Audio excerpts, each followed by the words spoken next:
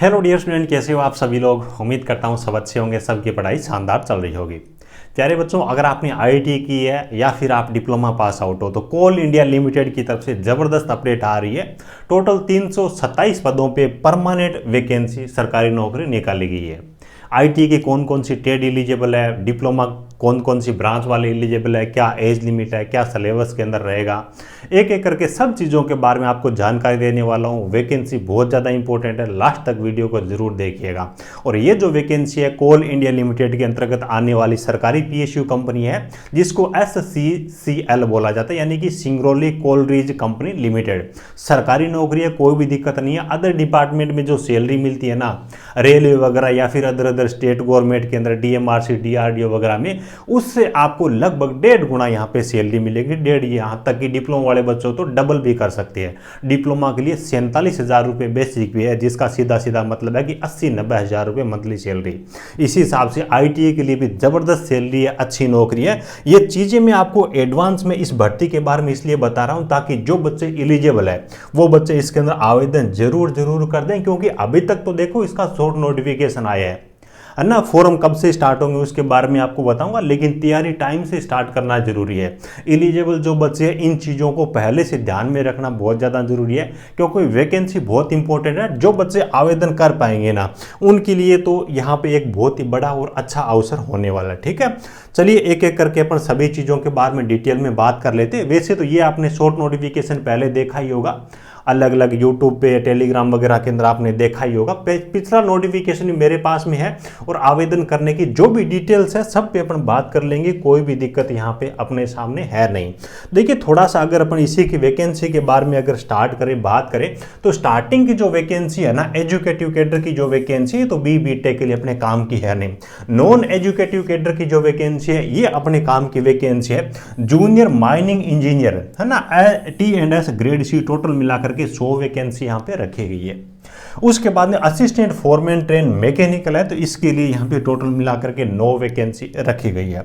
Assistant foreman train electrical है, freshers आवेदन करेंगे यहाँ पे फोरमैन में 24 वैकेंसी रखी गई है। वैकेंसी बहुत ज़्यादा नहीं है, लेकिन दौर ये इस प्रकार का चल रहा है कि बहुत सारी भर्तियाँ आपके लेवल की है, तो लगभग आप एक जैसी आप तैयारी करोगे ना, तो उन सब के अंदर आप उन पेपर को अटेंड करना कोई दिक्कत नहीं है। आपको कहीं ना कहीं सिलेक्शन की अच्छी तैयारी करके जाओगे तो चांसेस जरूर होंगे, क्योंकि चाहे कोई सी भी भर्ती हो, टेक्निकल तो हर भर्ती के अंदर रहता ही रहता है। टेक्निकल को पहले अच्छी तरीके से तैयार करके आप एग्जाम को अटेंड करने के लिए जाओगे ना, तो सिलेक्शन के भी अच्छे चांसेस रहेंगे। एग्जाम से भी आप बहुत कुछ सीखोगे, एग्जाम अटेंड करने का भी मजा आएगा। तो अच्छी तैयारी करना जरूरी है। और बाकी देखिए, हमारी तरफ से जो भी आपके लिए हेल्प हो सकती है, बहुत कम प्राइस में, चाहे अपन इलेक्ट्रिकल JEE लेवल के स्टडी मटेरियल की बात करें, IT इलेक्ट्रिशियन है, फिटर है, टर्नर है, मशीनिस्ट है, MMB ट्रेड के स्टडी मटेरियल की बात करें, बिल्कुल अच्छी तरीके के हैंड रिटन नोट्स है, मास्टर हैंड रिटन नोट्स जो हर एग्जाम में काम आए, पूरे सिलेबस को कंप्लीट करे, कवर करे, इस प्रकार के नोट्स आपको हमने मोबाइल एप्लीकेशन पे दे रखे हैं। अलग अलग टेस्ट सीरीज दे रखी है। IT इलेक्ट्रिशियन के लिए मास्टर वीडियो कोर्स दे रखा है, जिसकी 1 साल की वैलिडिटी है, और आपको वीडियो कोर्स हो, टेस्ट सीरीज हो, नोट्स हो, सब चीज़ें दे के बिल्कुल नाम मात्र की प्राइस में, है ना। क्योंकि थोड़ा बहुत तो चीज़ें करनी पड़ती है, खर्चे बहुत ज़्यादा लगते हैं, आपको बताइए ऐप पर भी।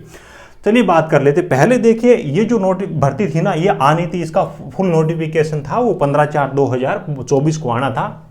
फॉर्म इसके स्टार्ट होने थे, लेकिन कोई ना कोई वजह रही होगी जिसकी वजह से अभी तक इसके फॉर्म स्टार्ट नहीं हुए हैं। डिपार्टमेंट ने एक अलग से नोटिफिकेशन अपनी ऑफिशियल वेबसाइट पे जारी कर दिया है, और इन्होंने ये बताया कि अब ये भर्ती है ना, इसकी जो फॉर्म है और नोटिफिकेशन है, इसके ऑनलाइन फॉर्म है वो 15 मई से स्टार्ट होंगे। तो आपके पास में देखिए, जो एलिजिबल बच्चे, लगभग यहाँ पर भी आपके पास में अभी भी टाइम है तैयारी करने के लिए। उसके बाद में 4 जून तक आप आवेदन कर पाओगे। तो जो एलिजिबल बच्चे इन चीज़ों को ध्यान में जरूर रखिएगा। अब देखिए, पहले अपन बात कर लेते हैं भी, ये अच्छी वैकेंसी तो है, लेकिन इसमें आवेदन कौन करेगा। बाद में 2021 भर्ती का नोटिफिकेशन है, उसके अकॉर्डिंग मैं आपको सब चीज़ें बताऊंगा।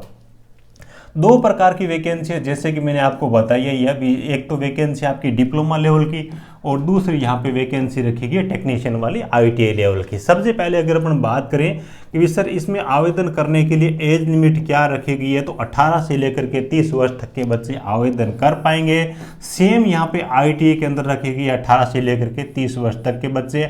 SC कैटेगरी से हो, ST कैटेगरी से हो या फिर OBC कैटेगरी से हो, सेंट्रल गवर्नमेंट में है ना, सेंट्रल गवर्नमेंट के सर्टिफिकेट लगेंगे। SC ST को अधिकतम आयु सीमा में 5 साल की और OBC को अधिकतम आयु सीमा में 3 साल की, यानी कि आपके OBC वाले बच्चे 33 वर्ष तक, SC ST के जिन बच्चों की एज 35 वर्ष तक हो जाएगी ना फॉर्म भरने की लास्ट डेट यानी कि 4 जून तक, तो वो बच्चे यहाँ पे आवेदन करने के लिए एलिजिबल रहेंगे, कोई भी दिक्कत है नहीं। पेपर पैटर्न के बारे में अगर मैं आपको बताऊं तो यहाँ पे देखिए डिप्लोमा लेवल की जो वैकेंसी है ना, टोटल मिला करके यहाँ पे 100% पूछे जाएंगे। 90 मिनट का आपको यहाँ पे पेपर को अटेंड करने के लिए टाइम दिया जाएगा। कोई भी नेगेटिव मार्किंग यहाँ पे नहीं होने वाली है। और ये जो 100% है इनके अंदर भी देखिए टेक्निकल के आपसे 70% पूछे जाएंगे। अब 100 में से 70% टेक्निकल के है, टेक्निकल का लगभग सिलेबस सेम ही है, कोई दिक्कत नहीं है। तो इन चीज़ों को तो आप पहले इतने अच्छा तैयार करके छोड़ो कि एग्जाम चाहे कोई सा भी हो, टेक्निकल में तो मेरा कोई सवाल ही गलत नहीं हो। इस प्रकार की आपको तैयारी करनी चाहिए।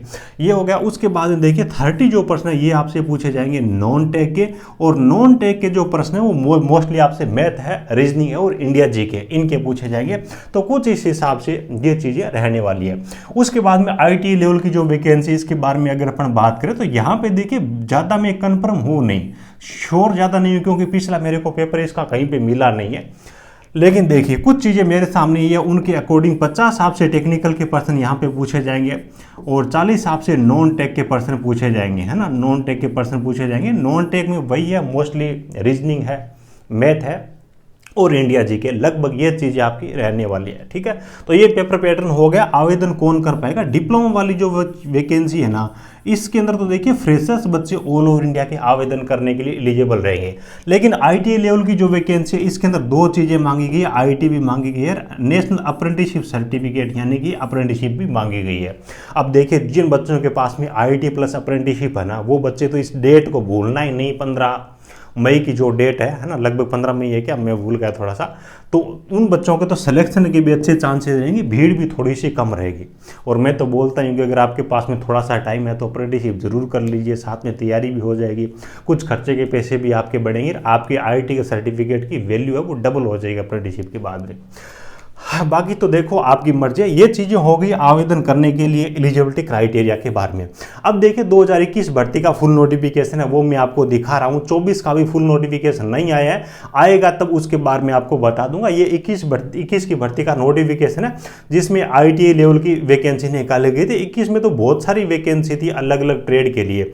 और देखिए जैसे कि मैंने आपको बताया यहाँ पे सैलरी बहुत ज़बरदस्त रहती है। तो कोल इंडिया लिमिटेड में कुछ इस प्रकार के अलाउंसेज होते हैं जो अदर डिपार्टमेंट में नहीं दिए जाते हैं, है ना। जैसे कि अटेंडेंस बोनस है, ये भी आपको यहाँ पे मिल जाएगा, है ना। स्पेशल DA अलाउंस है, ये भी मिल जाएगा। अंडरग्राउंड अलाउंस है, ये अदर डिपार्टमेंट में नहीं मिलते हैं, है ना।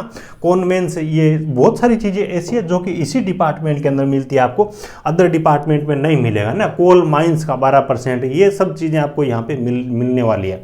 अब देखिए यहाँ पे एजुकेशन क्वालिफिकेशन वगैरह जो मैंने आपको चीज़ें बताई वो कन्फर्म भी करवा देता हूँ ताकि आपको थोड़ा सा विश्वास भी हो कि हाँ सर ने जो चीज़ें बताई है जेन्युइन है।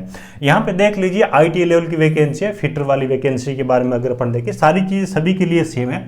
सबसे पहले आप 10th पास हो, उसके बाद देखिए नेशनल ट्रेड सर्टिफिकेट ITI आपके पास में है, और उसके बाद देखिए and holder of national apprenticeship certificate in relevant trade, यानी कि आपके पास में सबसे पहली चीज़ ITI है, उसके बाद में आपके पास में अप्रेंटिसशिप का सर्टिफिकेट है। तो ये आप आवेदन करोगे, एंड लिखा हुआ है, दोनों चीज़ चाहिए, और होता है उसका मतलब होता है दोनों में से कोई एक।